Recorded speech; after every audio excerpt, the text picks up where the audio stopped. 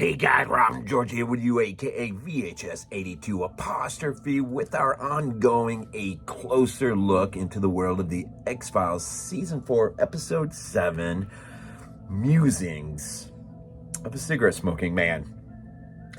I think this one has cult status, man, amongst fans, hardcore X-File fans. This one is an absolutely fantastic episode, as with most of them, really. I mean, but this one does something really uniquely sort of special. Drops November 17th, 1996. James Wong, man, Final Destination fame. Directs both that and 3, respectively 2000, 2003.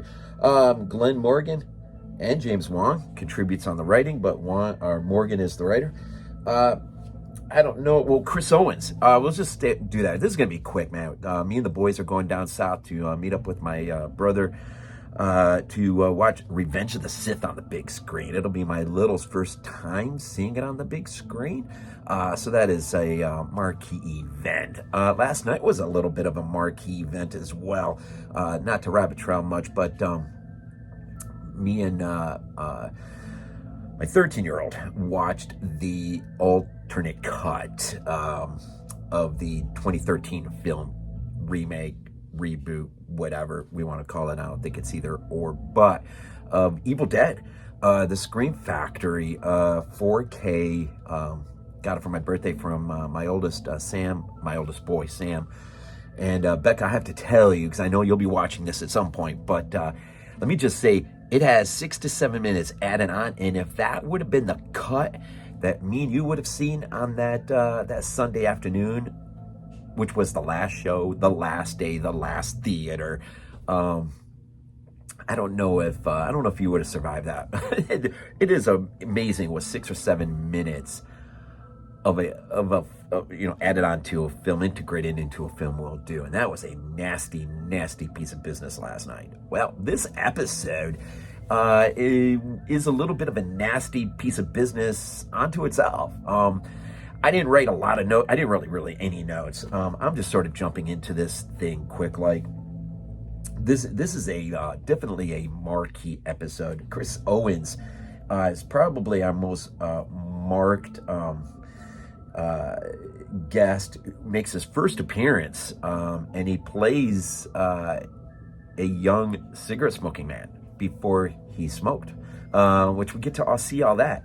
And so later on, of course, he'll be Spengler later on. And this is also the marquee show for the cigarette smoking man, in that this is where he becomes a permanent staple, his character of the show from here on out. Interesting. Also, this particular episode was inspired by an early Superman comic entitled Lex Luthor and the Unauthorized Biography, which is interesting. I'm not familiar with that at all. Some of you out there may be. But this is also Dean Aylesworth, who plays the young Bill Mulder, offers up in an interesting moment between the two, as they're both in the military, but their pathways are about to go in different directions, at least initially. They always come back and intersect later on, right? So what is this episode about? I'm not going to get terribly that long into it. This is a marquee moment in the X-Files lore, as we get a sort of unauthorized, I guess, in-depth view of who this cigarette smoking cancer man, who is he? Where is he from? William Davis, who plays him. So basically, so trying to remember how this all goes down exactly.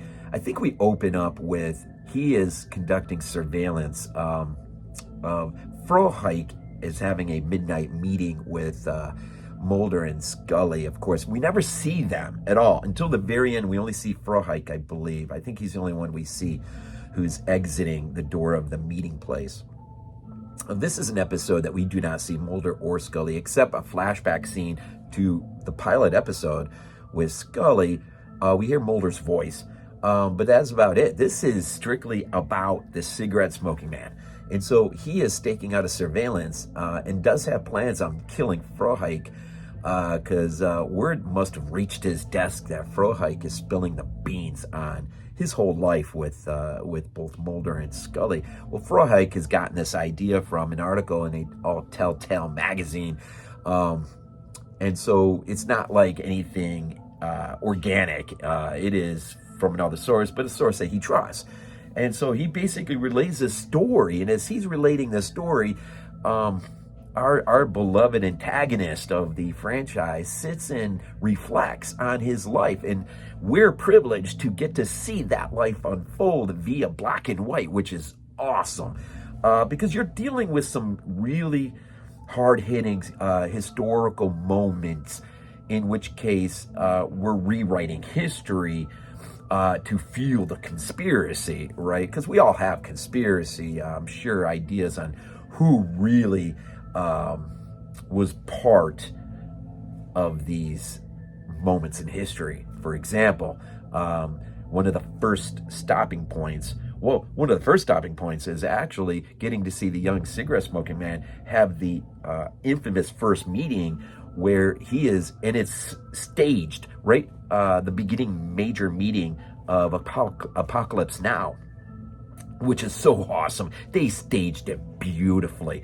I mean, it is, anyone who's ever seen Apocalypse Now, I mean, this just, it's great how they did. In fact, one of the characters who is sort of in the background, I think he might have a line, maybe a line or a couple words, but he really does. All of them resemble the characters in that meeting pretty well. One in particular really does stand out. I can't remember his name, but he does really stand out as being really closely resembling one particular character in that meeting.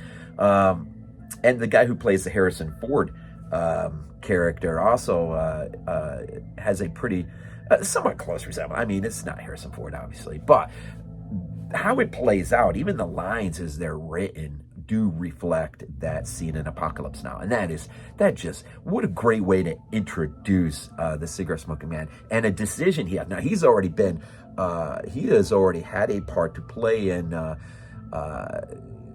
Bay of Pigs, I do believe, a few assassinations, and so they bring him in, and like Apocalypse Now, they bring him in, the Martin Sheen character of that movie. They bring him in, and they sort of lay out these things like, hey, so you've done this and this and this, and he's like, no, I don't know what you're talking about. I ain't done none of that. And well, they move on to offer him a choice. And we find out a lot of things about him. We find out that his dad was executed in an electric chair, I think in Louisiana, for being a communist spy for the Soviet Union. In which case, the young cigarette-smoking man says his only regret is that he didn't get to pull the switch himself. It's pretty harsh, man. We find out his mom died of lung cancer before he was one, I think, before he spoke a word. And we find out that young Bill Mulder, in their short exchange we'll see before this meeting, relates to, as a eerie foreshadowing, relates to the cigarette-smoking man, that his 1-year-old, I do believe, just said his first words, and it was JFK, which is an eerie foreshadowing as to what is about to come. So his first assignment, so he gets a chance to basically step onto the pathway of the rest of his life and be part in, work from the shadows and be part of changing the course of the narrative of history for the betterment of this country, at least from so-called perspective, right? And so these are very, what's about to come down the pike in terms of the reflective memories done in black and white, which is great. These are hard things because, people are still alive and experience these things in real time. So they treat it tastefully in such a way that it does fuel conspiracy, but at the same time, this is strictly from the world of the X-Files. So his first assignment is to assassinate JFK. His second, ultimately, is he will take it upon himself, because he has so much respect for the man, is assassinate Martin Luther King Jr. And both of these major scenes are dealt with, I would say, in good taste, but anyone who lived through it would be rough. It could be rough to experience the rewriting of history for the sake of, pushing the mythos, the lore of this franchise, this show. But it is developing the character in such a way that we do get to see that he has changed history. It's funny because there's a moment where he's in the meeting, of course, as a Buffalo Bills fan, he's being asked, this is much later on in his life, of course, about various things, if he even cares to inject his opinion on, in which some of them he's just like, no, like the Oscars. But he does make mention that the Buffalo Bills, as far as he's concerned, they're not allowed to ever win a Super Bowl. I lived through that era, of course, 4 straight trips, never won one. And it's funny how some of us Bill fans do bring that up, like maybe we are doomed never to win one, because maybe there is a real cigarette smoking man somewhere behind the scenes as a puppeteer pulling the strings of history. Who knows? But I like to think we'll get one at some point. But that is a funny moment. But he's got Saddam Hussein on the line. Of course, this is before his horrific death at the hands of his own citizens. I say horrific. I mean, it was captured and went on YouTube, and I mean, it's just horrific to see anyone killed like that. But obviously, he was a dictator, so I mean, yeah. But he's got him on the line, and he basically tells the secretary, I guess, to tell him I'll call him back. I mean, this is how important the cigarette smoking man is. We also find out that he has been a struggling novelist who just wants to become the Tom Clancy of his generation, and but he keeps failing, and which is an interesting message in of itself, that had somebody just appreciated his creativity. Perhaps, you think of Adolf Hitler, if somebody would have just bought into his painting, his artwork, maybe he would have never become a dictator of Germany. I think Germany was still already on a pretty bad pathway at that point. But without the personality of Hitler, perhaps things aren't near as severe in terms of the things that will come out of that war. We all know what we're talking about here, I think. But it isn't until we're given real hope towards the end that perhaps a story of his has finally been accepted into a magazine, only to find out, well, one, he has no control. And those of us who love horror films, those of us who live in this genre of horror film, know about studio control, studio interference, and know that if you're an artist, someone else is going to be taking some of your power of creativity away from you. It is just a fact of life. And so ultimately in the end, even though he has no power over the artwork to sort of accompany this piece, he doesn't realize that it is a kind of a shoddy magazine he's in, but he's happy. He writes out his resignation letter. He's not going to be the cigarette smoking man anymore until he picks up his copy off the newsstand and realizes they have changed the end.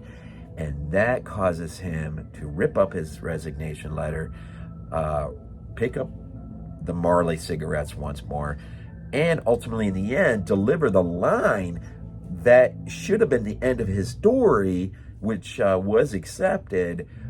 He ultimately delivered for the sake, for Frohike's sake. I mean, he's a man who just fell on the right side of history as a result of a story that is changed in a way that causes cigarette smoking man to have to reinstate in real life that end, and to the betterment of Frohike, he lives. He's not taken out as cigarette smoking man was planning on taking him out. So you also get to see a great scene between him and Deep Throat, in which case the two haggle, momentarily, who is going to be the one to kill this alien, this extraterrestrial that as Deep Throat calls him and tells him, we've got an early Christmas present. This is on Christmas Eve.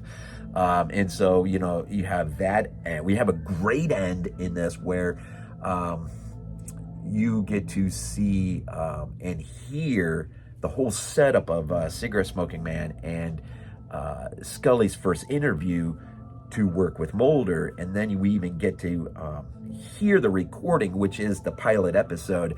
And there's this great moment where Mulder says he says something that puts a smile on the cigarette smoking man's face. And of course, we've already been led to believe at this point that he very well may be